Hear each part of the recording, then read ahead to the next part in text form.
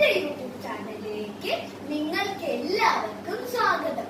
കഴിഞ്ഞ ക്ലാസ്സുകളിലായി നമ്മൾ സ്വരാക്ഷരങ്ങൾ, വ്യഞ്ജനാക്ഷരങ്ങൾ, ചിഹ്നങ്ങൾ എന്നിവ പഠിച്ചു. ഇന്ന് നമ്മൾ കൂട്ടക്ഷരങ്ങളാണ് പഠിക്കാൻ പോകുന്നത്. കൂട്ടുകാരെ, ഈ വാക്കുകൾ കൂട്ടുകാർക്ക് വായിക്കാൻ പറ്റുമോ? ഈ വാക്കിൽ ച കൂട്ടുകാർക്ക് വായിക്കാൻ പറ്റിയിട്ടുണ്ടാകും. പക്ഷെ ഈ അക്ഷരം ക പോലെയും ഉണ്ട്. ഇത് മായും ആട് ചിഹ്നവും കൂട്ടുകാർക്ക് അറിയാലോ.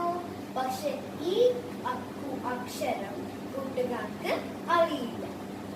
ഈ വാക്കിലോ പായും ജായും അമ്മിന്റെ ചിഹ്നവും കൂട്ടുകാർക്ക് അറിയാം.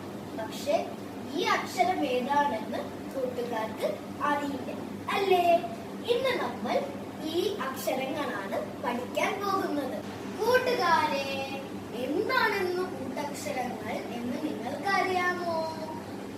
രണ്ട് അക്ഷരങ്ങൾ ഒന്നിക്കുമ്പോഴാണ് കൂട്ടക്ഷരം ഉണ്ടാകുന്നത്. ഇന്ന് നമ്മൾ കവർഗർ ഒന്നുകൂടെ നമുക്ക് നോക്കാം. ഖ, ഖ, ഖ, ഖ, ഖ, ങ. ഈ അക്ഷരം ഏതാണ്?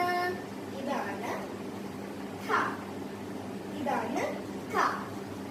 നമ്മൾ ഒരു കായും വേറെ ഇതേ കായും ഒന്നിച്ചാൽ ഒരു കൂട്ടക്ഷരം ഉണ്ടാകും. ഈ കായും ഒന്നിച്ചാൽ ഒരു കൂട്ടക്ഷരം ഉണ്ടാകും. അത് എങ്ങനെയാണ് ഉച്ചരിക്കുക എന്ന് കൂട്ടുകാർക്ക് അറിയാമോ?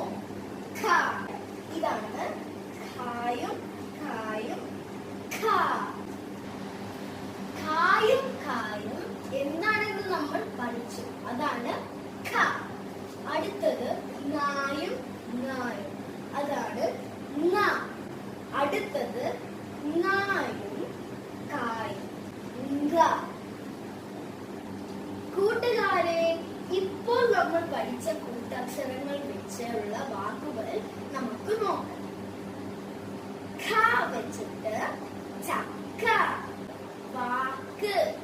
പിന്നെ ങ വെച്ചിട്ട് പങ്കജം. പിന്നെ ങ, മാങ്ങ.